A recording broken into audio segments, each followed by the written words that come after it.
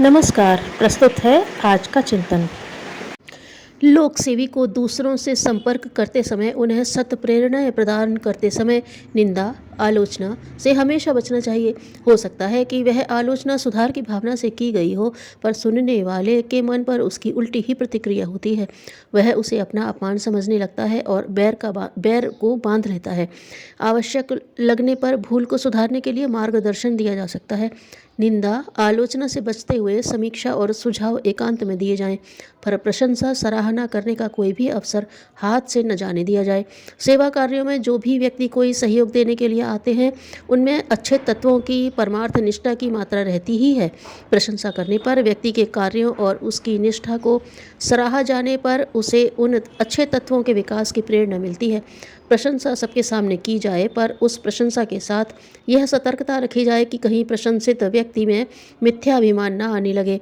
अनावश्यक प्रशंसा से व्यक्ति में मिथ्याभिमान भी उत्पन्न होता है और वह प्रशंसा चापलूसी के स्तर की बन जाती है। प्रशंसा से व्यक्ति को प्रोत्साहन मिलता है और वह अपना उत्कर्ष करने की ओर बढ़ने लगता है। प्रशंसा और चापलूसी की एक कसौटी है। जब किसी व्यक्ति के गुणों को सराहा जाता है, उसके कार्यों के साथ ही उसकी निष्ठा भावना को भी संबोधित किया जाता है, तो वह प्रशंसा होती है। उसे साधारण से साधारण व्यक्ति भी यह अनुभव करने लगता है कि हमें इन गुणों के कारण प्रशंसा मिल रही है, अतः इन गुणों का विकास करना चाहिए। प्रशंसा से प्रोत्साहन तो मिले, पर उसके कारण अहंकार न जागे। इसलिए प्रशंसित व्यक्ति की न किसी के से तुलना की जाए और न ही उसके दोषों को गुणों के रूप में बखान किया जाए। कमियों और विशेषताएं सभी में होती हैं। स्वयं लोक सेवी भी पूर्णतः निर्दोष या समस्त विशेषताओं से युक्त नहीं होता।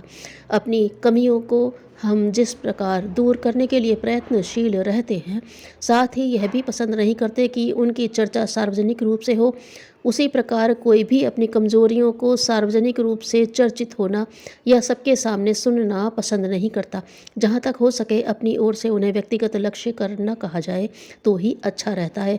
सामान्य सिद्धांत के रूप में उनका विश्लेषण अलग बात है, अन्यथा व्यक्तिगत टीका टिप्पणी के रूप में उनकी चर्चा करना संबंधित व्यक्ति के मन में कटुता उत्पन्न कर देता है।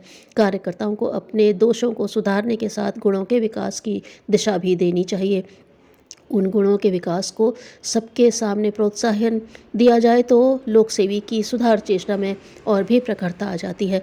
जनसंपर्क के समय शिष्ट एवं शालीन व्यवहार तथा प्रशंसा और प्रोत्साहन के साथ साथ लोकसेवी को चर्चा संवाद में धैर्यवान भी होना चाहिए।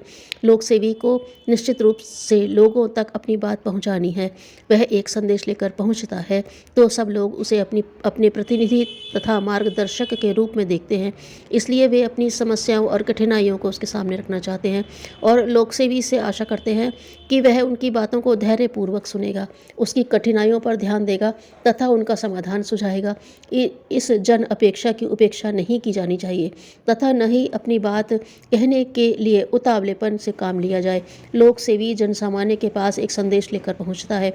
संदेश सुनाया जाए, अपनी बात कही जाए, पर कहने की सार्थकता तभी सिद्ध होगी जब सुनने वाला सुनने के लिए तैयार हो। महत्वाकांक्षी व्यक्ति अहंकारी होता है, साथ ही निष्ठुर भी।